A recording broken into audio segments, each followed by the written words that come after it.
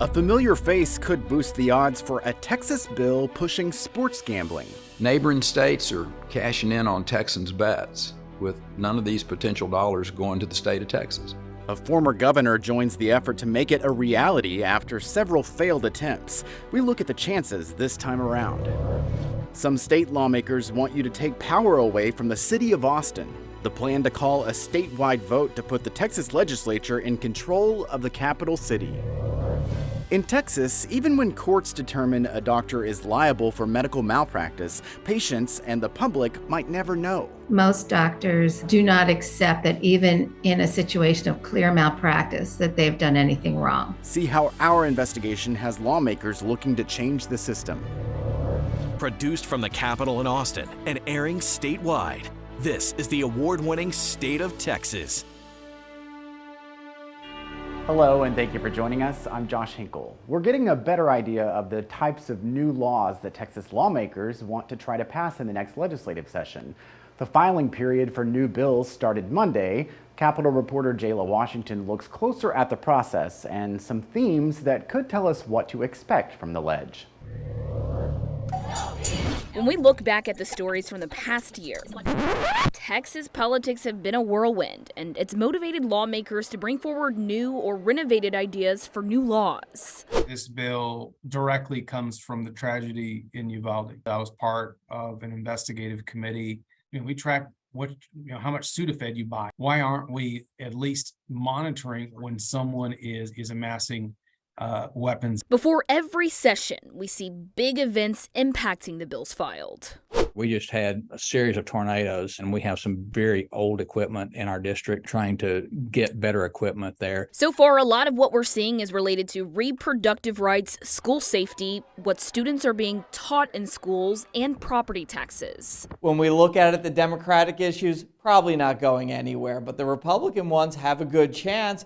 But it also depends on what does the governor want, what does Lieutenant Governor Patrick want, what does the Speaker of the House want, because they really have a lot of power in shaping the agenda and deciding which bills are going to move forward. It's kind of like opening day of season. You're always optimistic at the beginning, but we also know the system is really designed to kill legislation, kill bills. Jayla Washington, State of Texas.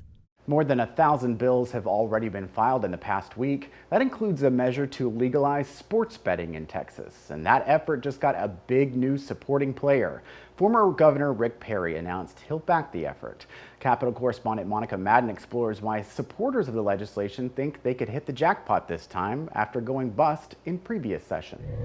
I'm Governor Rick Perry. Texas's former top Republican betting big on the power of his endorsement. Given that Texans are already participating in mobile sports betting, legalization would be a home run for all involved. Perry and other advocates hope the 2023 legislative session will be different this time. Neighboring states are cashing in on Texans' bets, arguing Texans will be harmed as long as online sports betting is banned. So the illegal market in Texas is $8.7 billion in illegal bets. And of course, these offshore betting sites, there's no safeguards for your private and financial information. Currently, both mobile sports betting and casinos are illegal in Texas, with the exception of 3 casinos on Native American land. Casino lobbying groups have pushed millions of dollars into the pockets of policymakers in recent years, but that didn't move the needle in the last legislative session. Trying to fit sports betting in there just didn't work last time around. Democratic Senator Carol Alvarado already filing a resolution to let Texas voters decide on the matter. What we saw pre-filed recently could just be the start of that. It may not necessarily be the bill that finally passes, but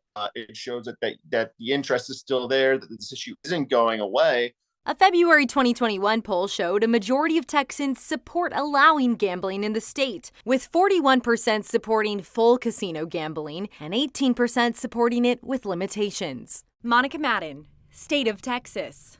In previous sessions, both Governor Greg Abbott and Lieutenant Governor Dan Patrick have been powerful opponents of efforts to legalize casinos and sports betting, but recently Governor Abbott has signaled more openness toward expanded gambling.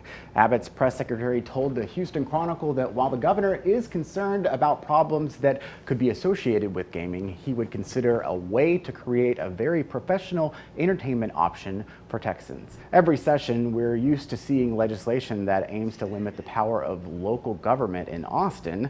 This year's no exception, but there's a twist. One lawmaker wants people around Texas to vote to put Austin under state oversight. Grace Reeder shows us how the plan could leave the capital city controlled by the legislature. I think at this stage, as the legislature is forming up, I mean, this seems like a heavy dose of political theater. The actor in this round of Austin versus the state, North Texas Representative Jared Patterson.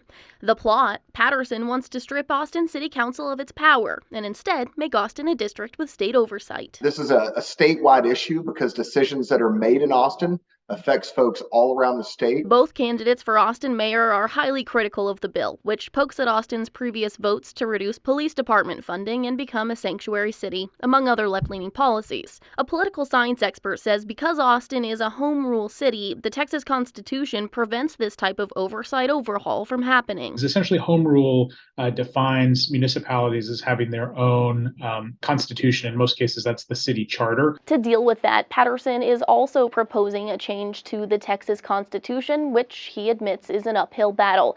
It would require a 2/3 vote yes from both the Senate and the House. In the House, that would be no short of 100 lawmakers, which means even if every Republican in the House voted yes, they would need roughly 20 of their Democratic counterparts to get on board. And then, of course, that would later go to Texas voters. Just like Washington, D.C. for the United States of America, a capital district really isn't that far-fetched of an idea, especially when you're talking about the brain trust of the state leadership. Ultimately, it probably only makes the position that Austin has right now a little bit stronger, right? Because they can say, listen, we need to, pass these home rule local charter policies to push back against the state coming in and sort of saying, we're going to do whatever we want with the capital. Grace Reeder, State of Texas. We have some new ways to help you keep track of the biggest stories at the Capitol and beyond. We've launched a new Texas Politics newsletter. It's a quick way to catch up on the top stories of the week, and now you can listen to State of Texas with our new weekly podcast. We have links where you can subscribe now. Look for them in the Texas Politics section of our website. Risky rides, driving on Texas roads with fake temporary paper plates. Now the state is taking new steps to fight the problem. How special tags and tech could stop potential fraud. When courts find Texas doctors liable for medical malpractice, patients may never know about those cases, and it could put you at risk. Doctors still practicing. Our ongoing investigation coming up.